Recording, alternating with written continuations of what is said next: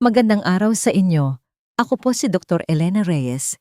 Higit 30 taon na akong naglilingkod sa emergency room ER at nakita ko mismong marami ang mga senior citizen na isinusugod dahil sa baling-balakang mahihinang binti at unti-unting pagkawala ng lakas. At heto ang katotohanang walang nagsasabi sa inyo. Hindi lang ito basta dahil sa pagtanda. Hindi ito kamalasan. Ito ay dahil sa inyong almusal. Ang kinakain ninyo sa unang bahagi ng inyong umaga, pagkalagpas ng edad 60, ay tahimik na nagdedesisyon kung ang inyong mga kalamnan muscles ay muling mabubuo o unti-unting masisira. At matapos ang ilang dekada ng paggamot sa libu-libong pasyente, masasabi ko ito sa inyo ng may katiyakan. Mayroong 5 makapangyarihang sikreto na kailangang malaman ng bawat senior citizen para maibalik at mapigilan ang pagkawala ng kalamnan ng natural. Nagsisimula ito sa pinakaunang kain ninyo sa simula ng araw. Ang susi ay ang tamang oras at tamang nutrisyon. Ang mga pagkaing kinakain ninyo sa loob ng unang 70 minuto, paggising ay siyang kumokontrol sa repair mode o pag-aayos ng inyong katawan para sa buong araw. Kapag nagkamali kayo, susunugin ng inyong katawan ang sarili nitong kalamnan para magkaroon ng enerhiya. Kapag tama ang ginawa ninyo, bubuo kayo ng lakas, balanse at kumpiyansa tuwing umaga. Sa mensaheng ito, ibubunyag ko ang 5 sikretong pagkain na dapat ninyong idagdag sa inyong almusal para mapigilan ang pagkawala ng kalamnan pagkatapos ng edad 60. At tapusin ninyo ito hanggang dulo dahil ang numero 1 ay napakabisa. Natuklasan ng mga mananaliksik mula sa University of the Philippines, UP Manila, na pinapaandar nito ang mga genes sa inyong katawan na bumubuo ng kalamnan ng 42% sa loob lamang ng 1 linggo kahit pa sa mga senior na hindi man lang nag-eehersisyo. Ang lahat ng siyentipikong basehan ay makikita sa description sa ibaba kung gusto ninyong basahin ang mga pananaliksik. Bago tayo magsimula, meron akong mabilis na tanong. Ano ang madalas ninyong kinakain sa almusal at saan kayong probinsya o bansa nanonood ngayon? Babasahin at sasagutin namin ang bawat komento ngayong linggo. At baka ang inyong sagot ay makatulong sa isa pang senior na simulan ang kanilang umaga ng mas malakas. Ngayon, simulan natin sa numero 5. Isang pagkain sa almusal na madalas hindi pinapansin ng karamihan. Kahit na tahimik nitong binubuo muli ang mga muscle fibers, sinusuportahan ang balanse at binibigyan kayo ng lakas sa buong araw nang hindi man lang tumutungtong sa gym. 5. Greek yogurt na may live cultures. Sa pag-uumpisa ng ating listahan sa numero 5, meron tayong Greek yogurt. Ngunit hindi lang ito basta Greek yogurt. Kailangan itong maging tunay na klase na may live cultures. At mayroong napakagandang dahilan kung bakit ito napakahalaga para sa pagpapanatili ng kalamnan pagkatapos ng edad 60. Alam ninyo, habang tayo ay tumatanda, ang ating sikmura o gut ay humihina sa pagtunaw at pagkuha ng protina. Para itong pagpapatayo ng bahay kung saan ang kalahati ng iyong mga materyales ay hindi man lang nakakarating sa construction site. Sinusolusyonan ng Greek yogurt ang problemang ito sa 2 epektibong paraan na hindi kayang tapatan ng ordinaryong yogurt. Una, naglalaman ito ng dobleng protina kumpara sa regular na yogurt na naglalaman ng halos 20 gramo bawat tasa. Ngunit heto ang pinakamahalaga. Hindi lang ito tungkol sa dami ng protina. Ito ay tungkol sa kung paano ito pinoproseso ng inyong tumatandang digestive system. Ang proseso ng paghihiwalay straining na lumilikha sa Greek yogurt ay nag-aalis ng karamihan sa lactose at nagpapalapot sa casein protein. Ang casein protein na ito ay naglalabas ng mga amino acids ng dahan-dahan sa loob ng ilang oras. Binibigyan nito ang inyong mga kalamnan ng tuloy-tuloy na supply ng mga materyales sa pagbuo sa halip na isang biglaang bugso na hindi naman kayang gamitin ng buo ng inyong katawan. Ang mga live cultures, particular ang Lactobacillus at Bifidobacterium strains, ay nagsisilbing maliliit na construction workers sa inyong tiyan. Binabasag nila ang protina upang maging mas maliliit at mas madaling masipsip na mga bahagi na kayang-kayang gamitin ng inyong tumatandang digestive system. Isang pag-aaral noong 2022 mula sa University of Santo Tomas, the Faculty of Medicine, ang sumubaybay sa 200 individual na higit 65 taong gulang sa loob ng 6 na buwan. Natuklasan nilang ang mga kumain ng Greek yogurt na may live culture sa almusal ay nakasipsip ng 34%. Mas maraming leucine ang pangunahing nagpapasimula ng muscle protein synthesis kumpara sa mga kumain ng parehong dami ng protina mula sa ibang pagkain. Para makuha ang pinakamataas na benepisyo, dapat ninyong kainin ang inyong Greek yogurt bilang unang pagkain sa umaga habang walang laman ang tiyan, mga 30 minuto bago ang kahit anong pagkain. Dahil binibigyan nito ng pagkakataon ang mga probiotics na dumami sa inyong tiyan nang hindi nakikipag-agawan sa ibang bakterya. Haluin ito ng 1 kutsarang pulot o honey, hindi para sa lasa, kundi dahil ang mga prebiotics sa pulot ay nagsisilbing pagkain ng mga probiotics na nagpaparami ng kanilang bisa ng hanggang 300% ayon sa mga pananaliksik. Piliin ang full-fat Greek yogurt kaysa sa mga low-fat dahil tinutulungan ng taba ang inyong katawan na sipsipin ang mga bitaminang nakatutunaw sa taba fat-soluble vitamins na sumusuporta sa paggana ng kalamnan, partikular ang vitamin D, na labis na kinukulang sa karamihan ng mga taong higit 60 anyos. Magdagdag ng 1 dakok ng walnuts para sa omega-3s na nagpapababa ng pamamaga ng kalamnan at kaunting budbod ng canela cinnamon na ayon sa mga pag-aaral ay maaaring magpataas ng insulin sensitivity ng hanggang 20%, kaya mas mabilis na nadadala ang mga amino acids sa inyong mga muscle cells. Ngunit, kung ang Greek yogurt ay napakabisa na hintayin ninyong marinig, ang aming ika-4 na pagkain na hindi sinadyang matuklasan ng mga siyentipiko sa Ateneo de Manila University na kayang magpataas ng muscle mass kahit pa sa mga pasyenteng nakaratay na sa kama. 4. Wild-caught salmon. Lalangoy naman tayo papunta sa ating ika-4 na pwesto. Ang wild-caught salmon na hinuli sa dagat at hindi inalagaan sa fish pond. Kailangan kong idiin ang salitang wild-caught dito dahil ang pagkakaiba ng wild at farmed na salmon para sa pangangalaga ng kalamnan ay parang pagkakaiba ng premium na gasolina at gasolinang may halong tubig para sa inyong sasakyan.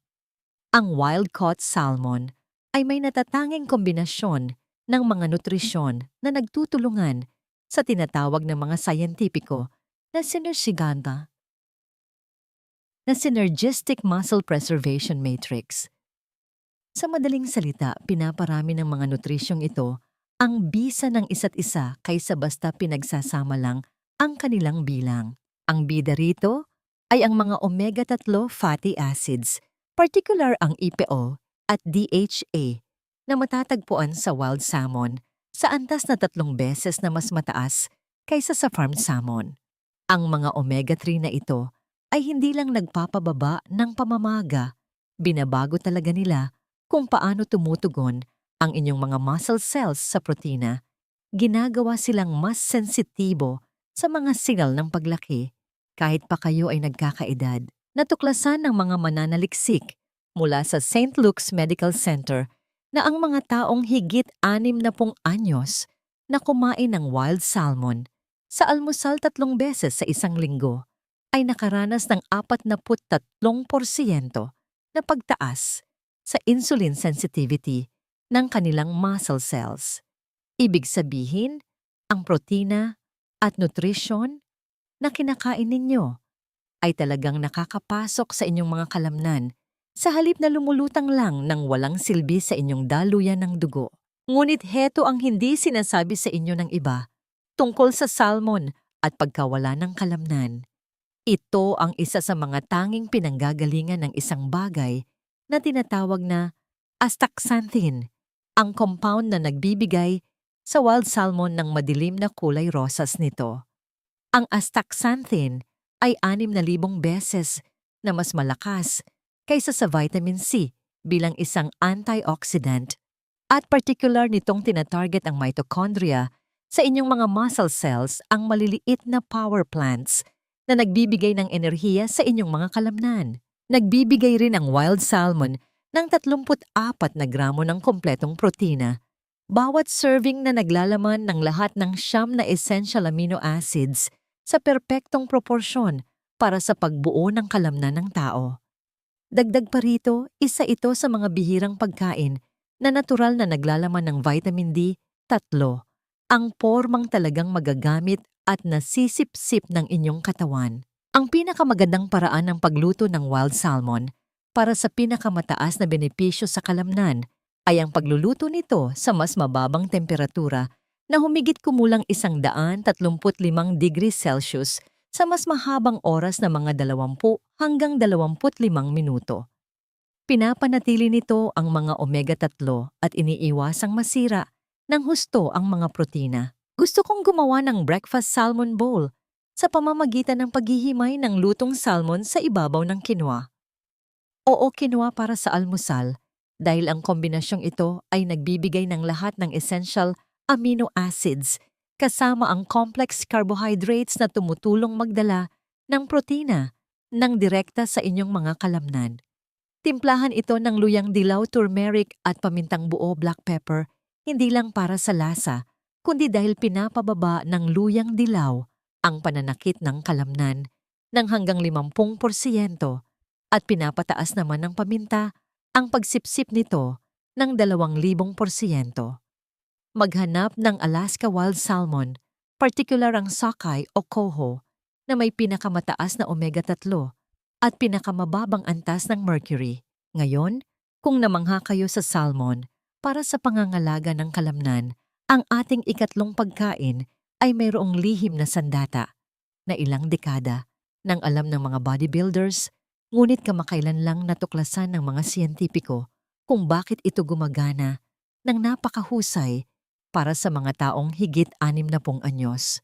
Bago tayo magpatuloy, tiyakin na nakapag-subscribe na kayo at i-click ang like button. Ang katotohanan sa kalusugan na kailangan ninyo ay susunod na. 3. Pasture-raised whole eggs, buong itlog mula sa malayang manok. Pagpasok sa ating ikatlong pwesto, mayroon tayong mga buong itlog. At oo, sinabi kong mga buong itlog, kasama na ang mga dilaw ng itlog. Yolk na malamang ay itinatapon ninyo na sa loob ng maraming taon dahil sa lumang takot sa kolesterol na matagal nang pinabulaanan ng modernong siyensya. Gusto kong maging napakalinaw tungkol sa isang bagay na maaaring makagulat sa inyo. Sa dilaw ng itlog, matatagpuan ang 43% ng protina nito, kasama ang 100% ng mga nutrisyon na bumubuo ng kalamnan na siyang nagpapaging dahilan upang ang itlog ang may pinakamataas na kalidad ng protina sa buong planeta. Nakakuha ito ng perpektong 100 sa Protein Digestibility Corrected Amino Acid Score nang ikumpara ng mga mananaliksik sa Philippine General Hospital, PGH, ang pagbuo ng protina sa kalamnan sa mga taong higit 60 na kumain ng buong itlog laban sa mga kumain lang ng puti ng itlog. Ang grupong kumain ng buong itlog ay nakabuo ng 40% na higit pang kalamnan. Kahit na parehong grupo ay kumain ng eksaktong parehong dami ng protina. Ang sikreto ay nasa tinatawag ng mga siyentipiko na food matrix effect. Ang dilaw ng itlog ay naglalaman ng vitamin D, vitamin B, 12 selenium choline, at isang bagay na tinatawag na leucine na nagsisilbing parang molecular na switch na nagpapaandar sa pagbuo ng kalamnan sa mga tumatandang katawan. Ang leucine ay napakahalaga, kaya tinatawag ito ng mga mananaliksik na anabolic trigger at kailangan ninyo ng halos 3 gramo bawat kain para paandarin ang switch na yan sa inyong mga kalamnan kapag kayo ay lampas 60 na kumpara sa 2 gramo lang noong kayo ay mas bata. 3 buong itlog ang eksaktong nagbibigay ng daming yan. At saka inihahatid nito ang nutrisyon sa paraang nasisipsip ng inyong katawan sa napakataas na 74% efficiency rate. Ngunit heto ang talagang nakamamangha. Ang mga itlog ay naglalaman ng tinatawag na phosphatidic acid na nakatipon sa dilaw ng itlog na direktang nagpapaandar sa mTOR, ang pangunahing kumokontrol sa paglaki ng kalamnan na nagiging mabagal habang tayo ay tumatanda. Ang kolesterol sa dilaw ng itlog, ang mismong raw material na ginagamit ng inyong katawan para gumawa ng testosterone at growth hormone na parehong mabilis na bumabagsak pagkatapos ng edad 60 at napakahalaga para mapanatili ang inyong muscle mass. Isang pag-aaral noong 2021 mula sa Cebu Doctors University ang sumubaybay sa 2,400 lalaki na higit 60 taong gulang sa loob ng 4 na taon. Nalaman nila na ang mga araw-araw na kumakain ng buong itlog ay may 38% na mas mataas na free testosterone levels at nawalan ng 52% na mas kaunting kalamnan kaysa sa mga umiwas sa itlog o kumain lang ng puti ng itlog. Ang pinakamagandang paraan ng pagluto ng itlog para sa maximum na benepisyo sa kalamnan ay soft-boiled poached kung saan ang dilaw ng itlog ay medyo malasado pa Ronnie. Pinapanatili nito ang mga B vitamins na sensitibo sa init at inaalagaan ang istruktura ng protina sa pinakamadaling masipsip na forma nito. Inire-recommenda ko ang pag-scramble ng 3 buong itlog sa grass-fed butter sa mahinang apoy. Inilalagay ito sa kawali kapag nagsimula palang bumula ang mantikilya at palaging hinahalo para makabuo ng maliliit at malalambot na buo-buo na luto na ngunit makintab pa rin. Ngunit kahit ang kamangha-manghang kakayahan sa pagbuo ng kalamnan ng mga buong itlog ay hindi pa pantay sa ating ikalawang pagkain. Ito ay naglalaman ng isang compound na napakabisa sa pagbabalik ng nawalang kalamnan, kaya tinatangka na ng mga kumpanya ng gamot na gawin itong isang sintetikong gamot. 2. Raw organic cacao nibs hilaw na organikong kakao. Sa ating ikalawang pwesto ay isang bagay na maaaring bumigla sa inyo hilaw at organikong cacao nibs. At bago kayo matuwa sa pag-aakalang permiso na ito para kumain ng matamis na tsokolate sa almusal, hayaan ninyong ipaliwanag ko kung bakit ang hilaw na kakao ay nasa ibang level kaysa sa mga prosesong tsokolate na nakasanayan ninyo. Ang raw cacao nibs ay karaniwang mga dinurog na buto ng kakao na hindi inihaw o dumaan sa matinding proseso, kaya napapanatili nito ang mga compounds na nasisira kapag gumagawa ng regular na tsokolate. Kasama rito ang tinatawag na epicatechin na nadiskubre ng mga mananaliksik sa De La Salle University Medical Center na kayang magpataas ng muscle mass ng 7% sa loob lang ng 2 buwan kahit walang ehersisyo. Hindi lang ito basta maliit na epekto. Pinapasimulan talaga ng epicatechin ang paggawa ng follistatin, isang protina na pumipigil sa myostatin na karaniwang humaharang sa paglaki ng kalamnan sa ating katawan at nagiging sobrang aktibo habang tayo ay tumatanda. Ang mga mananaliksik sa UP College of Medicine ay labis na namangha sa epekto ng epicatechin, kaya tinawag nila itong exercise in a pill o ehersisyo sa isang pildoras. Bagamat ang hilaw na kakao ay nagbibigay nito sa isang formang mas madaling masipsip kaysa sa anumang inuming supplement. Ngunit heto ang nagpapaging tunay na natatangi sa hilaw na kakao para sa mga taong higit 60 anyos. Naglalaman ito ng pinakamataas na konsentrasyon ng magnesium kumpara sa anumang pagkain sa mundo na may humigit kumulang 28 gramo, 1 onsa lang, ay nagbibigay na ng 64% ng inyong pang-araw-araw na pangangailangan. At ang magnesium ay kasangkot sa higit 300 enzymatic reactions na may kaugnayan sa paggana ng kalamnan at pagbuo ng protina.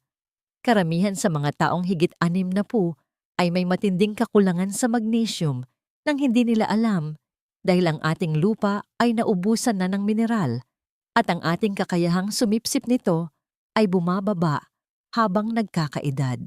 Ang hilaw na kakao ay naglalaman din ng theobromine na nagpapataas ng daloy ng dugo sa mga kalamnan ng hanggang 30% at nagpapabuti ng paghahatid ng mga nutrisyon at oxygen sa muscle tissue. Isang pag-aaral noong 2023 mula sa Makati Medical Center na sumubaybay sa 500 matatanda na higit 65 anyos ang nakatuklas na ang mga kumonsumo ng 20 gramo ng hilaw na cacao nibs araw-araw ay nadagdagan ng lakas ng kanilang paghawak, grip strength ng 31% at bilis sa paglalakad ng 23%. Ang tamang paraan para kumonsumo ng raw cacao nibs ay ang medyo paggiling dito para mabuksan ang cell walls at mailabas ang mga nutrisyon, ngunit hindi hanggang sa maging pulbos na mabilis ma-oxidize. Inirerekomenda ko ang pagdaragdag ng 2 kutsara ng medyo giniling na cacao nibs sa inyong pang-umagang oatmeal kasama ng hiniwang saging dahil ang resistant starch sa mga medyo hilaw na saging ay nagsisilbing pagkain ng mga mabubuting bakterya sa tiyan na nagpapabuti sa pagsipsip ng protina. Haluin ang cacao nibs ng 1 kutsaritang purong pulot at iwan ito ng 5 minuto bago kainin habang ang mga enzymes sa purong pulot ay nagsisimulang sirain ang cell walls para mas madaling masipsip ang mga nutrisyon. Ngayon ihanda ang inyong sarili para sa pinakamabisang pagkain para sa pagpapanatili ng kalamnan na kinakain na ng matatanda sa Asya sa loob ng libu-libong taon habang kamakailan lang natuklasan ng siyensya ng kanluranin kung bakit ito ang nag-iisang pinakamakapangyarihang sandata laban sa pagkawala ng kalamnan dala ng pagtanda. Una, fermented natto.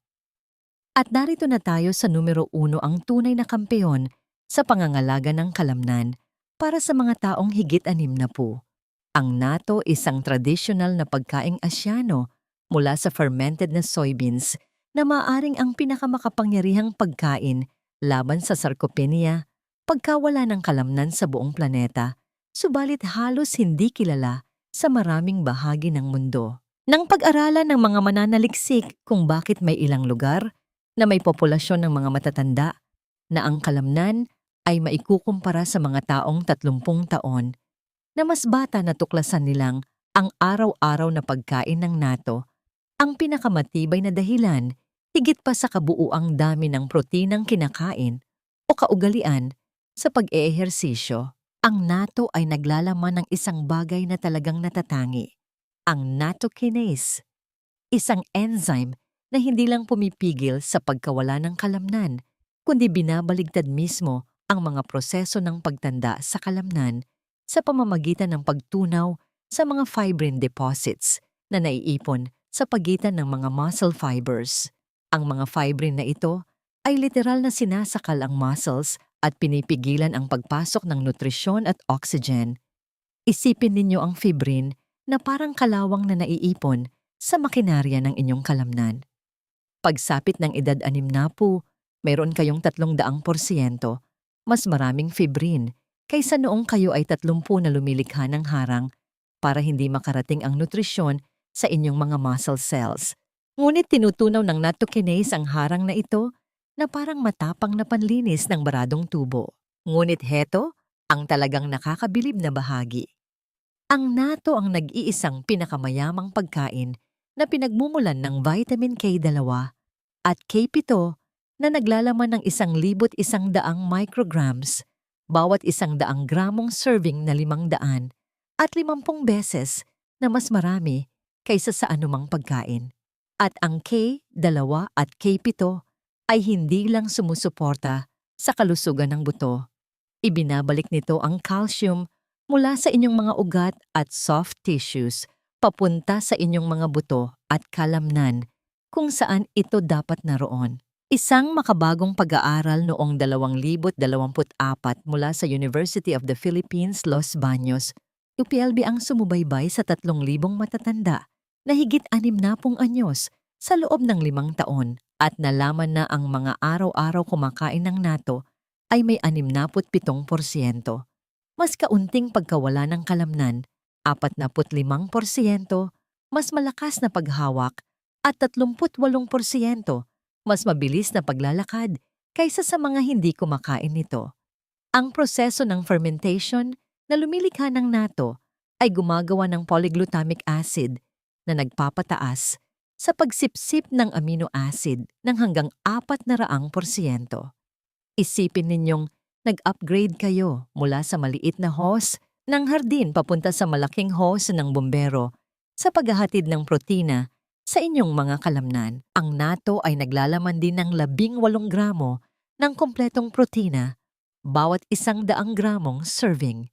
Ngunit ang proseso ng fermentation ay tila nagpapatunaw na agad predigests sa mga protina upang maging mas maliliit na peptides na kayang sipsipin ng inyong tumatandang digestive system ng may halos 75% efficiency.